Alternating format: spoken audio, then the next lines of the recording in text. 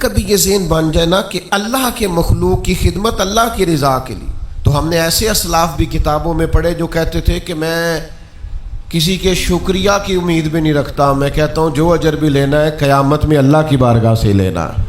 لوگوں کو چھوٹی چھوٹی مشکلات ہوتی ہیں، چھوٹی چھوٹی، ہمارے کہہ دینے سے، ہمارے کر دینے سے، ہمارے ذرا توجہ دے دینے سے وہ کام ہو جاتا ہے، لیکن ہم غور کرنے کو تیار نہیں ہوتے۔ ہماری ساری توجہات اپنے اوپر یا زیادہ سے زیادہ اپنی آل اولاد پر، اس سے زیادہ ہم درد محسوس ہی نہیں کرتے، تکلیف محسوس ہی نہیں کرتے، کسی کا دکھ سمجھتے ہی نہیں۔ جب تک کہ ہم اپنے مالک کو راضی کرنے کے لیے اور اپنے نبی پاک کی امت کا خیال کرنے کے لیے توجہ نہیں کریں گے، اتنی دیر تک ہم وہ خاص حضور کی سیرت پاک کا فیضان نہیں پا پائیں گے جو نبی پاک علیہ السلام نے بیان کیا کہ تمہارے اندر نرم دلی ہو، تمہارا دل کسی کے لیے دھڑکے بھی اور تڑپے بھی۔ حضرت جابر ابن عبداللہ رضی اللہ تعالیٰ عنہ فرماتے ہیں کہ جنگ میں حضور کے ساتھ گیا تو میرا جو گھوڑا تھا نا وہ سب سے سست تھا، چونکہ وہ کمزور تھا، مالی طور پر بھی کم قیمت کا تھا، تو اب وہ کمزور تھا، سست تھا، تو سب سے پیچھے رہ گیا۔ تو حضور علیہ السلام نے مجھ سے کہا اس کو دوڑاتے کیوں نہیں؟ اچھا یہ بھی میرے کریم کا کمال ہے کہ پیچھے رہ جانے والوں کا خیال رکھنا، حالانکہ جو پیچھے رہ جائیں لوگ ان کا خیال نہیں کرتے۔ کہتے میں سب سے پیچھے تھا تو کریم فرمانے لگے اسے بھگاتے کیوں نہیں، دوڑاتے کیوں نہیں؟ میں نے عرض کی حضور دوڑنے کے قابل ہوتا تو پیچھے کیوں رہ جاتا؟ تو محبوب نے نا ایک دھرا لگایا، بس لگایا، اسے سمجھے مارا نہیں، لگایا، اور حضور فرمانے لگے تو دوڑتا کیوں نہیں؟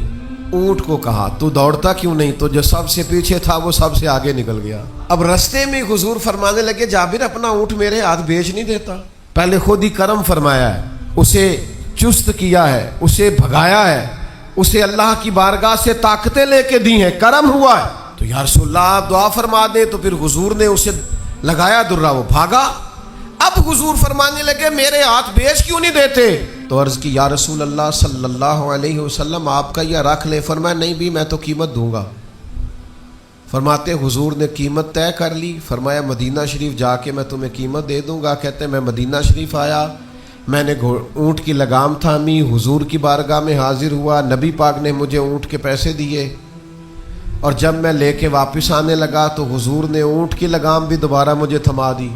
فرمایا جا رقم بھی تیری ہے اور اونٹ بھی تیرا ہے۔ گویا حضور نے اونٹ خرید لیا، پھر تحفے میں عطا کر دی، پھر نبی پاک اس طرح نوازتے، یہ رنگ اختیار کرتے۔ مشکلات آ جاتی ہیں، تکلیفیں آ جاتی ہیں، زندگی میں حادثات ہو جاتے ہیں جو آپ نہیں چاہتے، جس کا آپ نے کبھی تصور نہیں کیا ہوتا، وہ کام بھی کئی دفعہ ہو جاتا ہے۔ اب اس میں کرنا کیا ہے؟ اس کو کس اینگل سے دیکھنا ہے؟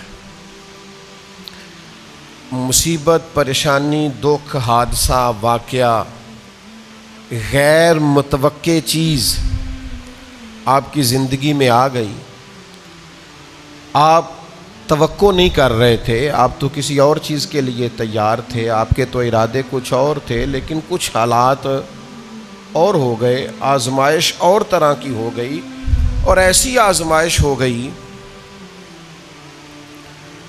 جس کا آپ کا ذہن نہیں تھا کہ یہ بھی میرے لیے ہو سکتی ہے،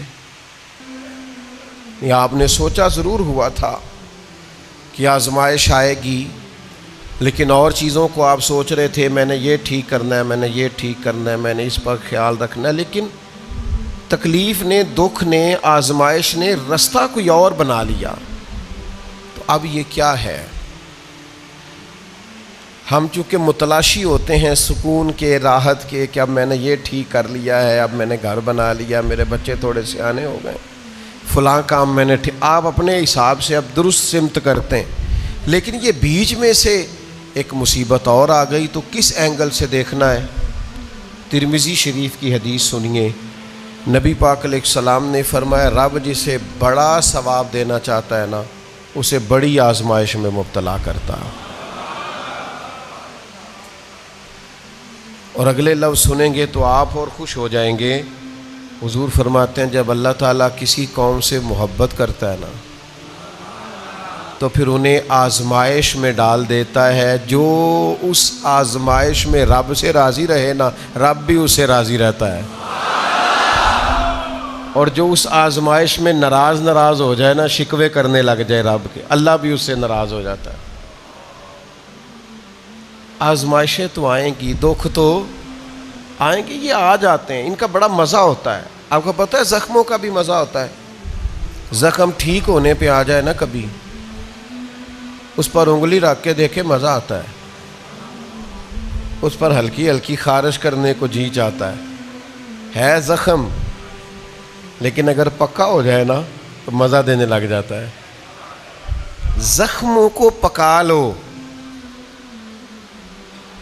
زخموں کو پختہ کر لو، یہ مزہ دینے لگ جائیں گے.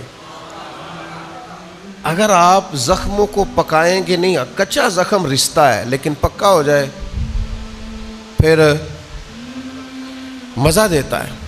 تکلیف اگر آپ سمجھیں کہ میرے محبوب کی طرف سے آئی، ویسے محبوب پہ غصہ نہیں آتا، پتہ آپ کو؟ جس سے پیار ہو جائے اس کی بری باتیں بھی انسان کو اچھی لگتی ہیں، اس کا عیب نظر نہیں آتا. آپ کو کبھی یہ اندازہ ہو جائے نا کہ دکھ جو آیا ہے، تکلیف جو آئی ہے، راحت جو آئی ہے، کرم جو آیا ہے، عطا جو آئی، تو یہ آئی ہے محبوب کی طرف سے. یعنی دکھ آیا ہے، آیا کدھر سے ہے؟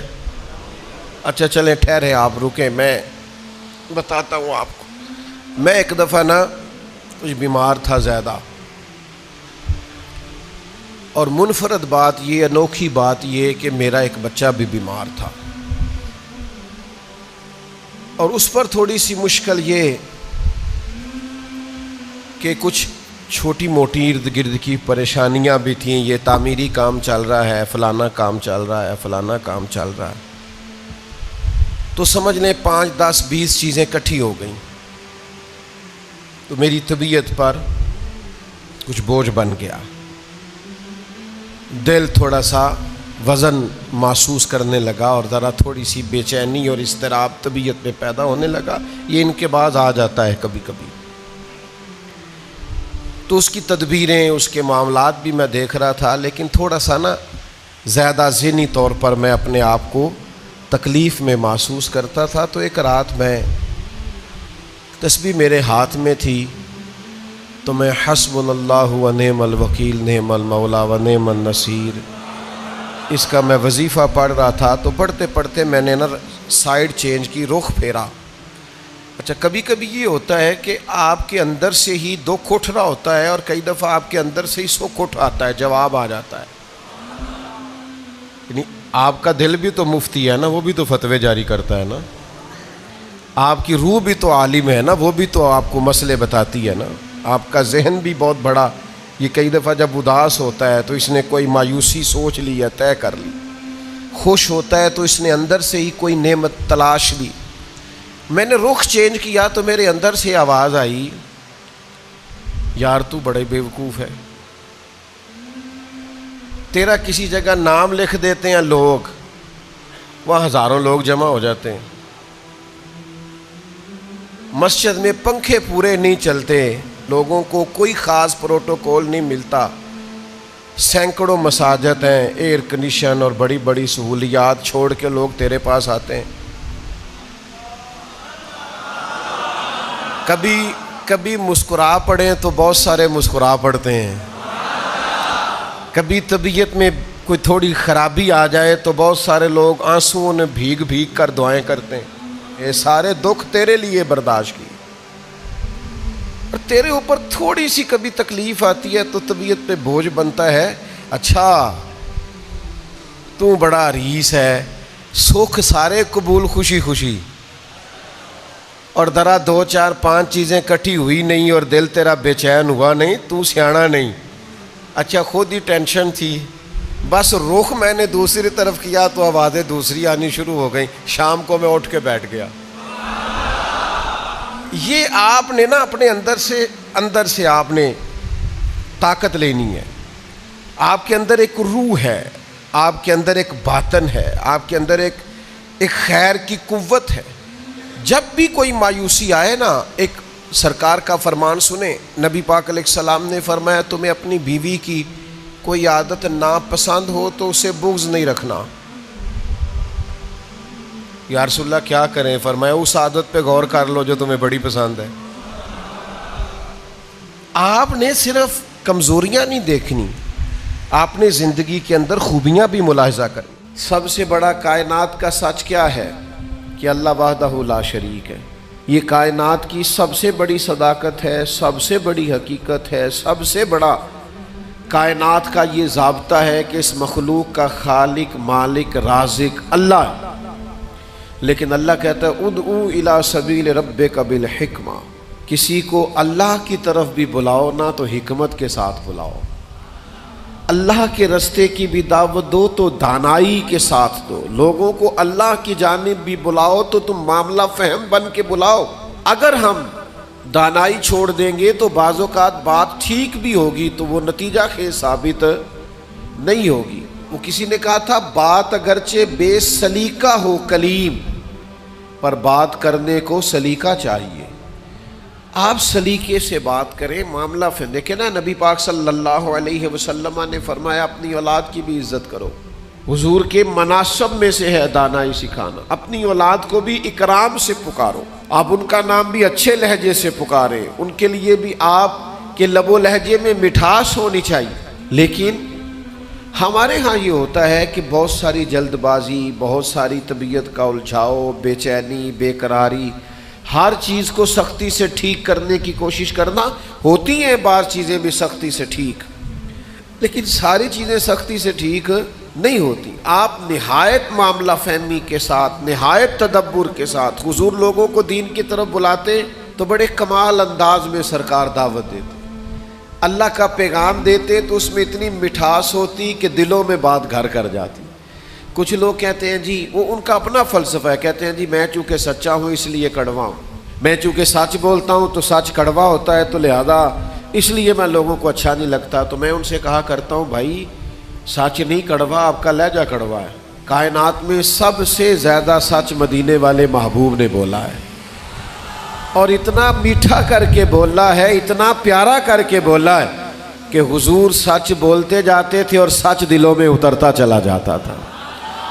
سچ بولیں لیکن خوبصورتی سے، لیکن محبت سے، لیکن دانائی سے۔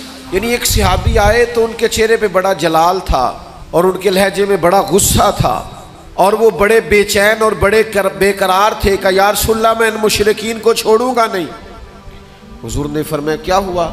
یا رسول اللہ وہ آپ کا نام بگاڑ بگاڑ کے لیتے ہیں، وہ بگاڑ کے نام لیتے ہیں اس لیے کہ وہ کہتے ہیں اگر ہم محمد مان لیں تو محمد صلی اللہ تعالی علیہ وسلم کا تو مان ہے جس کی بار بار تعریف کی جائے، تو وہ نام بگاڑ کے لیتے ہیں اور نام بگاڑ بگاڑ کے آپ کو برا بھلا کہتے ہیں۔ تو سرکار مسکرائے، فرمایا پتہ نہیں وہ کس کو برا بھلا کہتے ہیں، پتہ نہیں وہ کس کا نام بگاڑتے ہیں، مجھے تو اللہ نے محمد بنا کے بھیجا ہے۔